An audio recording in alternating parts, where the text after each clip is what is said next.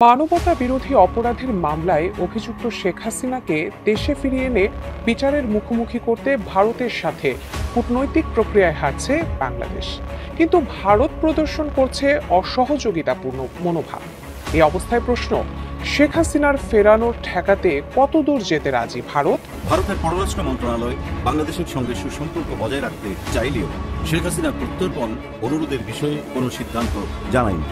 ভারতের সাবেক রাষ্ট্রদূত পিনাক রঞ্জন চক্রবর্তীর মতে, ভারত শেখ হাসিনাকে কোনো বিপদের মুখে ঠেলে দেয়া হবে না। তিনি বলেন, ভারতে আশ্রয় নেওয়া রাজনৈতিক ব্যক্তিত্বদের জোর করে ফেরত পাঠানোর কোনো নীতি নেই। দিল্লির আকাশের মতোই হাসিনার ভাগ্যের অবস্থাও গুমোট। তিনি 1.5 হাত সামনে কি আছে তাও দেখতে পান না। মিত্র ভারত তাকে দিল্লিতে আশ্রয় দিলেও মাথার উপর ঘুরছে নানা বিধিনিষেধ। বাইরে তার বের হওয়া হয়তো নিষিদ্ধই একরকম, সেই সাথে ফেসবুক লাইভেও মুখ দেখানো মানা হয়তো, যে কারণে একসময় টিভি এয়ার টাইমের অর্ধেকটা দখলে রাখা হাসিনা ফেসবুকেও আসেন অডিও লাইভে। কণ্ঠ তার শোনা গেলেও নামটা থাকে গোপন। নেত্রী বলে একসময় যারা মুখে ফেনা তুলত, তারা এখন হাসিনাকে এড়িয়ে চলছেন। তার সব সুবিধা নেওয়া ব্যক্তিটিও আদালতে দাঁড়িয়ে বলেন, হাসিনার ওয়াসওয়াসায় তারা ভুল করেছেন, আর কখনো আওয়ামী লীগই করবেন না। আওয়ামী লীগ এখন যেভাবে কোণঠাসায়, সে উঠে দাঁড়াতে পারবে কি পারবে না, কখন পারবে, এগুলো নিয়ে বিশেষ আলোচনা আসছে বাংলাদেশের রাজনীতির মাঠে। এখন আওয়ামী লীগের পুনর্বাসনের কোনো ইঙ্গিত আছে কিনা কোথাও? আওয়ামী লীগের সবচেয়ে বড় বন্ধু হচ্ছে ভারত। এখন শেখ হাসিনা ভারতে আছেন, ওইখান থেকে বক্তৃতা বিবৃতি দিচ্ছেন, এবং ভারত সরকার বলছে এটা শেখ হাসিনার ব্যক্তিগত ব্যাপার, ভারত সরকার এটার সাথে সম্পৃক্ত না, এটা হচ্ছে একজন মানুষের ব্যক্তি স্বাধীন। এইদিকে বাংলাদেশ সরকার শেখ হাসিনাকে ফেরত চেয়েছে, ভারত সেক্ষেত্রেও বিরোধী। তবে ভারত এখনো তাকে রাজনৈতিক আশ্রয় দেয়নি, যদিও তাকে ট্রাভেল ডকুমেন্ট দিয়েছে। এবং মোদি ট্রাম্পের যে বৈঠক হয়েছে, সেখানে মোদি ট্রাম্পের সামনে বাংলাদেশকেও উৎকণ্ঠা প্রকাশ করেছে। এখন এই সবকিছু পর্যালোচনা করলে দেখা যায় এই সবকিছুই আওয়ামী লীগের পক্ষে। আসসালামু আলাইকুম দর্শক, নতুন একটা নিউজে আপনাকে স্বাগতম। প্রিয় দর্শক, শেখ হাসিনাকে ফেরাতে ভারতকে বাংলাদেশের চিঠি, আন্তর্জাতিক চাপে দিশেহারা ভারত, হাসিনার বাংলাদেশে ফেরত আসা ঠেকাতে কত দূরে যাবে ভারত? চিরতরে হাসিনার হাসি বন্ধ করতে জাতিসংঘের কঠিন অ্যাকশন এবং হাসিনার ফাঁসির রায় নিয়ে আন্তর্জাতিক মহলে তীব্র আলোচনার ঘটনা প্রেক্ষাপট নিয়ে করা আমাদের আজকের ভিডিওটি অত্যন্ত গুরুত্বপূর্ণ।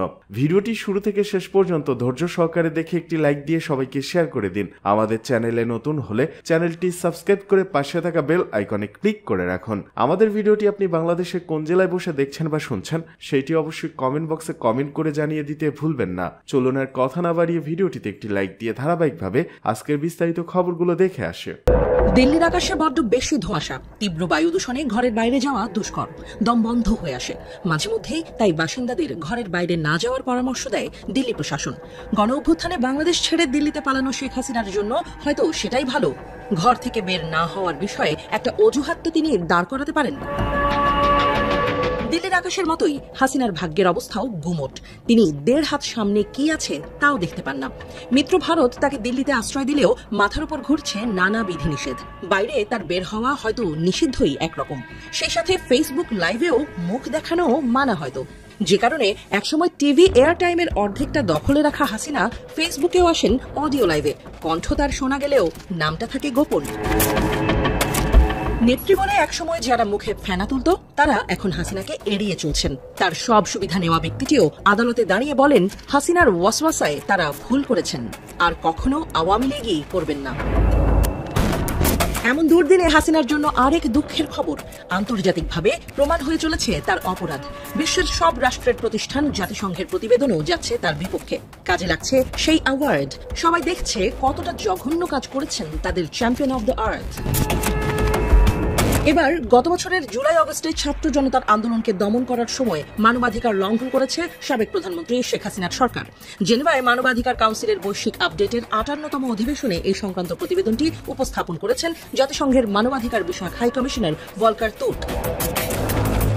ভলকার তুর্ক জানান, গত বছরের সহিংসতার কারণে বাংলাদেশ কঠিন সময় পার করেছে। হাসিনা সরকার বিক্ষোভকারীদের নৃশংসভাবে দমন করেছে। এতে করে বাংলাদেশে গুরুতর মানবাধিকার লঙ্ঘনের ঘটনা ঘটেছে বলেও জানান তিনি। জাতিসংঘের এই কর্মকর্তা বলেন, বাংলাদেশ এখন নতুন ভবিষ্যতের পরিকল্পনা করছে এবং তাদের এই প্রতিবেদন এক্ষেত্রে বড় ভূমিকা রাখবে বলে আশা তার। এর আগে গত 12 ফেব্রুয়ারি জুলাই গণ অভ্যুত্থানে বাংলাদেশে সংঘটিত মানবাধিকার লঙ্ঘনের তদন্ত প্রতিবেদন প্রকাশ করে জাতিসংঘের তদন্ত কমিশন। এতে বলা হয়, পতিত হাসিনা সরকার সহিংস উপায় ব্যবহার করে গুরুতর মানবাধিকার লঙ্ঘন করেছে। জাতিসংঘের এই প্রতিবেদনে হাসিনার রাজনৈতিক ক্যারিয়ারে শেষ পেরেকটা ঠুকে দেওয়া হয়েছে। তার দেশে ফেরাও পড়েছে চির অনিশ্চয়তার মুখে। এবার হাসিনাকে তাই যেতে হবে হাসি না মোড়ে। হুমায়ুন আহমেদের সেই নাটকের সংলাপ এবার আপার মুখেও শোনা যেতে পারে, আমার সামনে হাসবা না, আমি হাসি পছন্দ করি না, হাসি বন্ধ। গত বছরের 5 আগস্ট সন্ধ্যায় শেখ হাসিনা যখন দিল্লির উপকণ্ঠে ইন্ডন বিমান ঘাঁটিতে এসে নামেন, তখন ধারণা করা হয়েছিল এটি কেবল একটি স্বল্পস্থায়ী স্টপ ওভার। কিন্তু 7 মাস পেরিয়ে গেলেও তিনি এখনো ভারতেই অবস্থান করছেন এবং তাকে অন্য কোনো দেশে পাঠানো সম্ভব হয়নি। এই দীর্ঘ সময়েও দিল্লি আনুষ্ঠানিকভাবে কোনো অবস্থান জানায়নি। শেখ হাসিনা ভারতের অতিথি হলেও তিনি এখনো রাজনৈতিক আশ্রয় পাননি। তবে তাকে সোশ্যাল মিডিয়ায় দলের নেতাকর্মীদের উদ্দেশ্যে ভাষণ দেওয়ার সুযোগ দেওয়া হয়েছে, যদিও ভারত সরকার এই বিষয়ে নিজেকে দূরে সরিয়ে রেখেছে।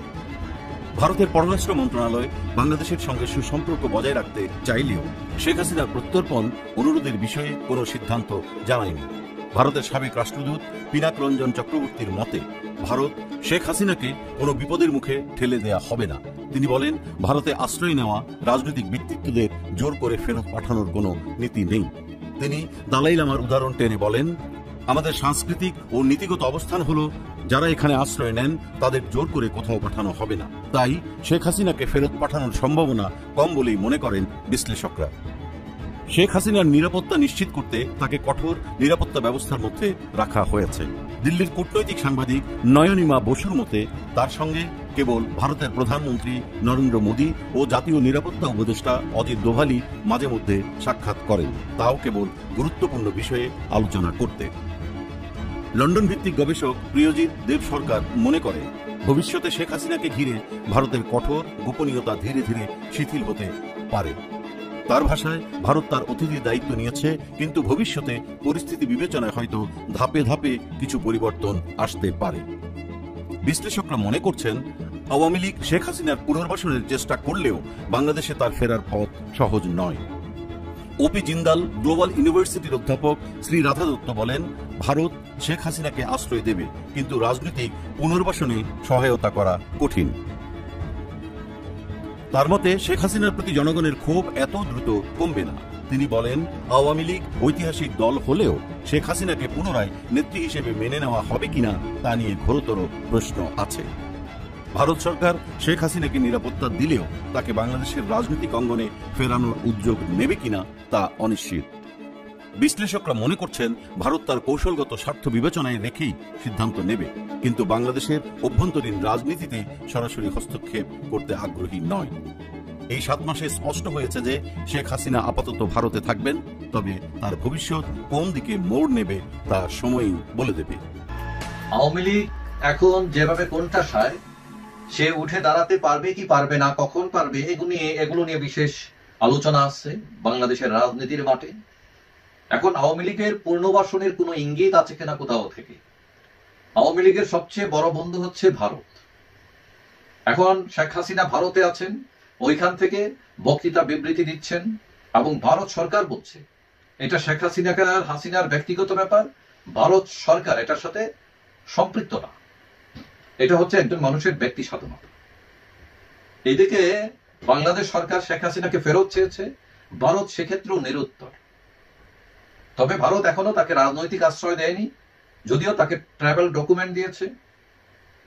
এবং মোদি ট্রাম্পের যে বৈঠক হয়েছে, সেখানে মোদি ট্রাম্পের সামনে বাংলাদেশ নিয়ে উৎকণ্ঠা প্রকাশ করেছে।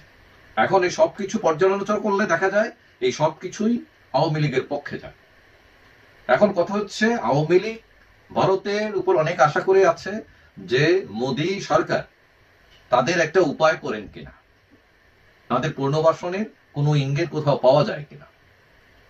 কিন্তু ভারতের মিডিয়া, ভারতের রাজনৈতিক ব্যক্তিত্বরা যা বলছেন তাতে বোঝা যাচ্ছে যে শেখ হাসিনাকে তারা সাহায্য করুক আর না করুক, এইটার গ্যারান্টি আছে হাসিনাকে তারা কখনোই বিপদের দিকে ঠেলে দেবে না। এবং অতীতে যেসব রাজনৈতিক নেতা ভারতে এসে আশ্রয় নিয়েছেন তাদের কাউকেই ভারত ঝুঁকির দিকে ঠেলে দেয়। সুতরাং শেখ হাসিনা আজীবন ভারতে থাকতে পারবেন যদি তিনি ইচ্ছা করেন, এটা কনফার্ম। তবে স্বেচ্ছায় যদি তিনি কোনো দেশে চলে যেতে চান সেটা অন্য কথা। এবং ভারত শেখ হাসিনাকে ফেরত দেবে না, প্রত্যাখ্যান করবে, এটা মোটামুটি কনফার্ম। এবং তারা যেটা বলবে সেটা হচ্ছে যে শেখ হাসিনার যে কেস এগুলো হচ্ছে রাজনৈতিক উদ্দেশ্য প্রণোদিত। এখন বিবিসি বলছে যে শেখ হাসিনার সাথে তার মেয়ে পুতুল থাকেন না, যদিও তারা দুজনেই দিল্লি থাকেন, কারণ রেস্ট্রিকশনটা খুবই কঠিনভাবে ভারত সরকার আরোপ করেছে, বিশেষ করে শেখ হাসিনার নিরাপত্তা, কারণ তার উপর জঙ্গি হামলা হতে পারে এই আশঙ্কা করছে ভারত সরকার। তবে ভারতের কোনো কোনো মিডিয়া বলছে যে ভারতের রাজনৈতিক নেতাদের সাথে তার উঠবস করা আছে এবং নরেন্দ্র মোদী এবং ভারতের নিরাপত্তা উপদেষ্টা অজিত ডোভালের সাথেও তার সাক্ষাৎ হয়েছে। তবে সেটা ঘন ঘন কোনো সাক্ষাৎ নয়। বিবিসি এটাও বলছে যে হাসিনার অবস্থান এখনো নিশ্চিত নয় যে কোথায় তিনি আছেন, এত কঠোর গোপনীয়তা অবলম্বন করছে ভারত সরকার।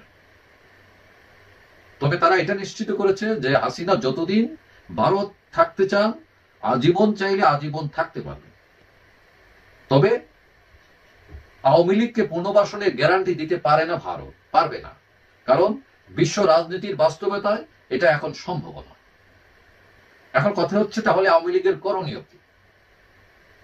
এখন আওয়ামী লীগের যেটা করণীয় সেটা হচ্ছে, এটা আমি নিজে ব্যক্তিগতভাবে মনে করি, সেটা হচ্ছে আমাদের দেশে একটা বাচ্চা যদি সিঁড়ি থেকে পড়ে যায়, পিছলা খেয়ে পড়ে যায়, যেভাবেই হোক, তখন আমরা কি করি?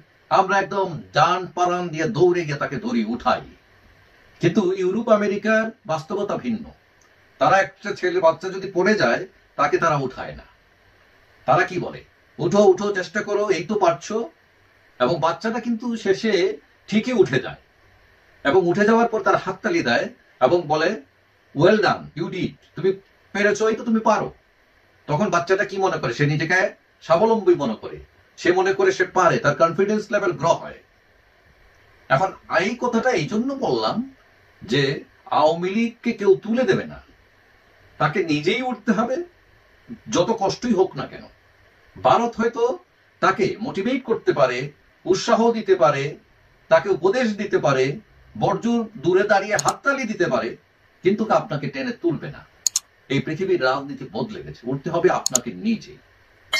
সুতরাং আওয়ামী লীগের পুনর্বাসনের কোনো ইঙ্গিত নেই, পুনর্বাসন করতে হবে নিজেই, এবং আওয়ামী লীগ সেটা পারবে, কারণ অতীতেও তারা উঠেছে, এবারও উঠতে পারবে।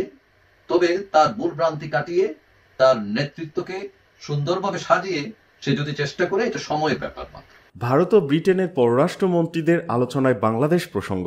ব্রিটেন সফরে দেশটির পররাষ্ট্রমন্ত্রী ডেভিড ল্যামির সঙ্গে বাংলাদেশ নিয়ে আলোচনা করেছেন ভারতের পররাষ্ট্রমন্ত্রী এস জয়শঙ্কর। তারা বৈঠকে ভারত ও ব্রিটেনের দ্বিপাক্ষীয় বিষয়ের উপর জোর দেন। এছাড়া ইউক্রেন সহ তাদের আলোচনায় বর্তমান ভূ রাজনৈতিক বিষয়গুলো স্থান পেয়েছে, এ খবর দিয়েছে দ্য হিন্দু। এতে বলা হয়, বুধবার এক্সের এক পোস্টে এ বিষয় নিয়ে একটি পোস্ট দেন জয়শঙ্কর। সেখানে তিনি তাদের আলোচ্য বিষয়গুলো তুলে ধরেন। তিনি বলেন, আমরা ইউক্রেন সংঘাত, পশ্চিম এশিয়া, বাংলাদেশ, কমনওয়েলথ সহ নানা আঞ্চলিক ও বৈশ্বিক বিষয় নিয়ে মতবিনিময় করেছি।